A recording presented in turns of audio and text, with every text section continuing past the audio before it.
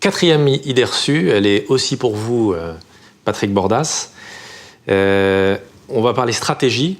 La stratégie d'arbitrage entre rémunération et dividende, qui est une grande question, elle est identique pour tous les dirigeants, qu'ils soient TNS, non salariés ou assimilés salariés. Évidemment non, je serais tenté de vous dire, mais on voit qu'on est dans un environnement qui est extrêmement complexe, où on a à la fois des règles fiscales, sociales, patrimoniales qui peuvent amener à ces choix-là. Je pense qu'il y a quelques critères qu'il faut avoir en tête. Le niveau d'endettement de l'entreprise, par exemple, fait qu'on va pouvoir distribuer ou pas. Et dividendes et rémunérations supposent que l'argent soit disponible. C'est-à-dire qu'il ne suffit pas de faire des bénéfices et de payer de l'impôt. Encore faut-il que cet argent soit liquide et non pas qu'il serve, par exemple, à rembourser des emprunts. Ouais.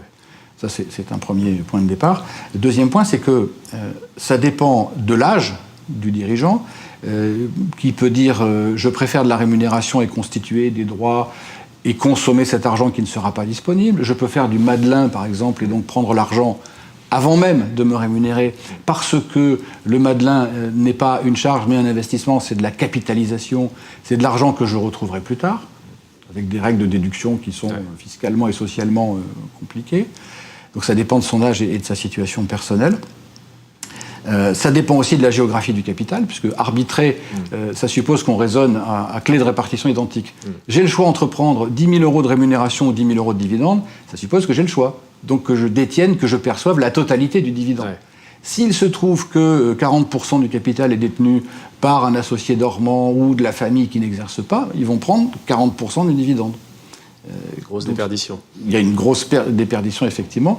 Donc cet arbitrage-là va dépendre à la fois du fait qu'il est TNS ou pas, et de la situation de l'entreprise et de la situation du chef d'entreprise dans son parcours de vie, professionnel et personnel. Ce qui peut induire effectivement des choix complexes. Revenons à la question posée qui est, est-ce que c'est pareil pour un dirigeant TNS ou pour un dirigeant salarié? On a cette petite curiosité qui est à la fois un peu une pilule empoisonnée, c'est que dans un cas ou dans l'autre, la quote-part des dividendes qui paiera les charges sociales ou pas n'est pas la même, effectivement. Alors, il y a depuis très longtemps un seuil qui a été fixé pour diverses raisons à 10%. On dit que quelqu'un met de l'argent dans une entreprise sous forme de capital, à l'origine, ou qu'il laisse de l'argent dans l'entreprise, sous forme de compte courant ou sous forme de réserve accumulée.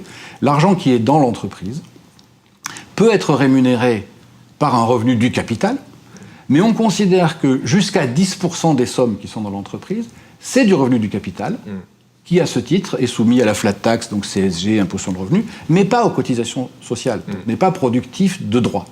En revanche, qu'au-dessus, c'est de la rémunération du travail qui s'est déguisée en rémunération du capital. Et là, on paye les cotisations sociales. Donc, dans le calcul de l'arbitrage, le chef d'entreprise doit se dire, est-ce que je vais être au-dessus des 10% ou en dessous ? Exemple simple, j'ai mis 10 000 euros de capital dans l'entreprise et au fil des années, il y avait des bénéfices qui ont remboursé la banque. Donc, je ne les ai pas prélevés. Du coup, la société me le doit. J'ai 300 000 euros d'argent dans la société. Jusqu'à 30 000 euros de dividendes, c'est flat tax, pas de cotisation sociale, pas de droit.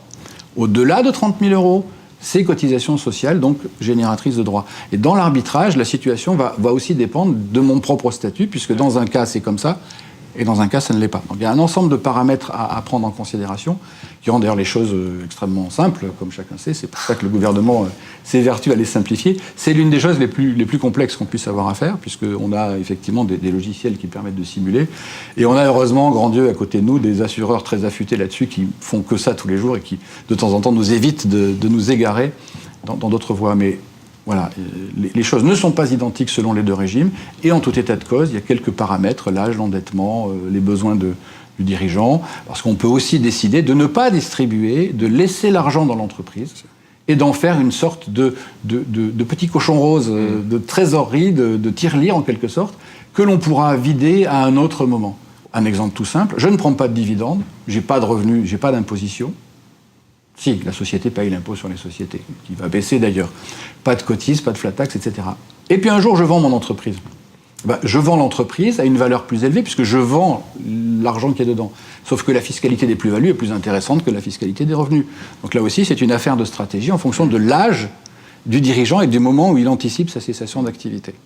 C'est aussi un autre arbitrage, ne pas sortir de revenus quand la fiscalité est lourde. Oui, voilà. L'arbitrage peut être effectivement de ne pas sortir de revenus. Voilà.